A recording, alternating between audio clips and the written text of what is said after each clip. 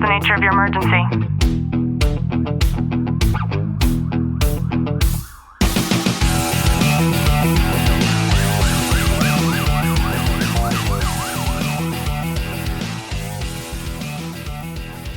Welcome back to the Tactical Living Podcast. I'm your host, Ashley Walton, joined by Sergeant Walton. How are you? I'm good. You know, in talking to as many people as I do on a regular basis, I have found that there is a concept that I don't hear a lot of people talk about, and it's something that I started to notice whenever I hear somebody who constantly references a call or a story or something traumatic that they have dealt with in the past, and they don't even realize that this might be the 8th, 9th, or 10th time that they're referencing it to me, just in normal conversation, sometimes not even talking about something delicate, and it's called unprocessed trauma memory. It's really interesting because I think, especially depending on the agency you work for, depending on what you've experienced, you are going to, relive that experience over and over again. And it's something that's highlighted in your brain, and it always comes up in normal conversation because it's something that you haven't ever really talked about. Yeah, and I think that it's always something that's surface level whenever I hear it discussed, but in reality, it always seems to be that call that you never talk about. And I'm saying not talk about with coworkers or family, or sometimes not even revisit fully with yourself. And sometimes it could not necessarily be the worst call on paper, and it might not even be the thing that other people expect that it would be, but it's the one that just surfaces, especially in those quiet moments, or maybe it even shows up in your dreams, or it kind of tightens your chest without warning. That's the type of call I'm talking about. Yeah, I think when everyone's going to be impacted by different calls for service that you respond to differently, right? And in seeing some of these calls to where you could go to the most egregious call that you've ever been to, and that's like no big deal. But you go to something that it just hits at home, and it gives you such a response that you're just like, why is this coming up the way it is?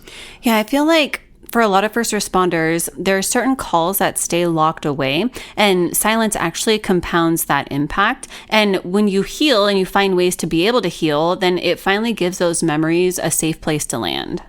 Yeah, I think when you start embracing those calls, you start dealing with the traumas associated to them, because I think inherently you're going to have this physiological response to those calls for service, and it's easier just to compartmentalize and throw it to the side to where you're not truly addressing it, because if you hold on to it all that time, you're going to start leaning into unhealthy habits and that dealing with it in an unhealthy way.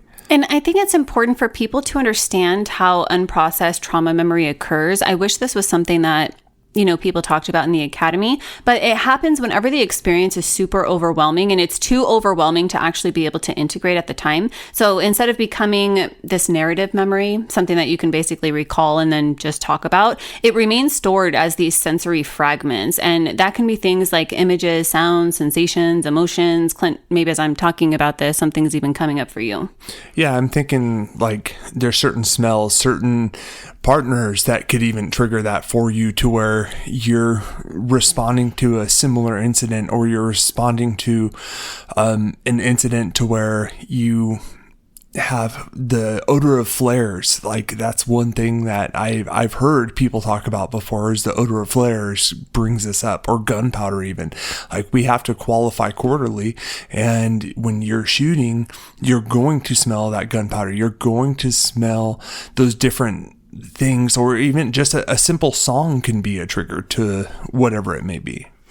For first responders in particular, something that I have found is that this usually happens because 5 different things could have taken place, and it could be one or all of these. And the first is that the call might have violated some kind of personal value.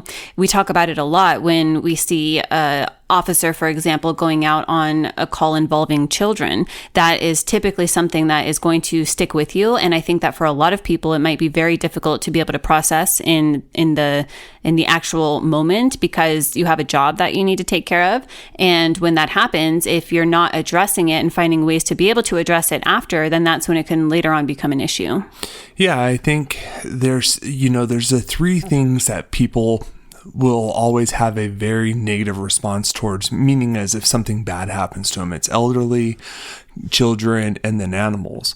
And when they're victimized in such a way that's egregious and it hits it home really hard, you have that response that you typically don't have, whether you go to a shooting with multiple victims where there's gangsters laying dead all over the place, whatever it may be. You have a different response to that than you would going to a simple elderly abuse call or a child abuse or, of course, animal abuse. Yeah. And another thing that I see that has happened is when you go out on a call or you're on an incident, whatever it is, and there's this strong sense of helplessness. Like, let's say that you were right there and then you were just like 5 seconds too late. Yeah, I think we hold on to that even more so because you're like, well, if I would have just driven a little bit faster, I could have stopped this from happening. And you start having that guilt associated to it, to where, what decisions did I make that could have prevented this from happening? Another thing that I see, and this is especially true for dispatchers, is where the outcome felt unjustified or even unfinished. And that is actually something that I've actually had a lot of dispatchers reach out to me, is when they intake that call for service, they'll message me, say, hey, so what happened with this call? What was the outcome on it? Because a lot of times they don't get to hear the resolution to whatever it may be. Something else that I've seen, and we lightly touched on this, is when emotions had to be suppressed in order for you to be able to keep functioning during the incident. Yeah, that's something that I think we train ourselves to suppress those emotions on such a regular basis, because you can't go out and have an emotional response to whether it's upset, it's anger, it's fear, it's crying, it's whatever it may be, to when you're in that moment, you cannot have that emotional response to where you just kind of push it down and you push it to the side. And I think one of the other things that I've seen is that there's no space or permission to be able to process things afterwards. And that's why, like, for me, I don't care if it's the littlest of incidents or the most severe of incidents. I take time to debrief everything with my guys, and my guys know this. Well, we're going to go debrief this one now. And it's having a debrief time for that. And whether it's going over the incidents, the goods, the bads, the uglies, or it's just, hey, how are you guys all doing? Yeah, and there are a lot of reasons why a lot of these calls never get talked about. And I think one of them is that you're afraid that it's going to change how people will see you. And, sometimes it could have been so bad, or you might not even have an understanding as to why you feel the way that you do, that you perhaps don't even have the words for it. And a lot of times I see that people will minimize things because other people had it worse. Yeah, and I think we fail each other because when we try to minimize our own thoughts and opinions on it, whether it affected you majorly or not, we have to stand up and be there for one another. And I think there's that fear of judgment that is placed upon us that it's there, but really, is it there? Yeah. And there are some ways to be able to overcome this. I think the number one thing, though, is just acknowledging that this is an issue and it might be something that you're dealing with yourself. And acknowledging that it actually exists is where I believe that the healing starts. Because when you do, then you also help to be able to stop pretending like things didn't matter. Yeah, I think with having a support system, having someone that you can talk to and being able to walk each other through those dynamics and know that you can go to those individuals on a daily basis, no matter what it is, whether you're going through something or not, being able to be there for one another is so important. And you know what? Sometimes, whether I'm working with a first responder or a veteran, a lot of the times people have this misconception that you need to share the details, but I think it's so important to understand that most of the time it's more important to share the impact and not the details. You don't need to relive everything that happened. You just need to be able to express what it changed in you. Yeah, I think that's where we focus on the details, thinking we have to talk about what this specific incident was and trying to articulate it like we would in our reports, compared to this is how it affected me and this is what it changed in me.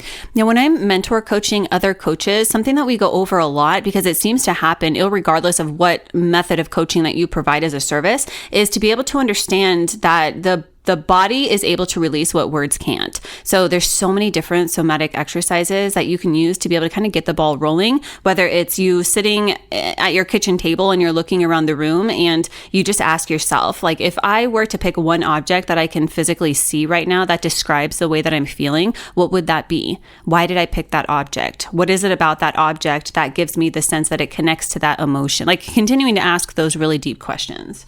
Yeah, it's important to do those self-diagnostics and evaluations and being able to locate those individual items to be able to hone in on what's really going on. And the most important thing to know is that you literally don't have to relive it in order to be able to release it. I hope you've gotten some value out of today's episode. If you have, do us a favor, drop a review, subscribe down below. And as always, know that I'm sending you a long, tight hug from my home to yours.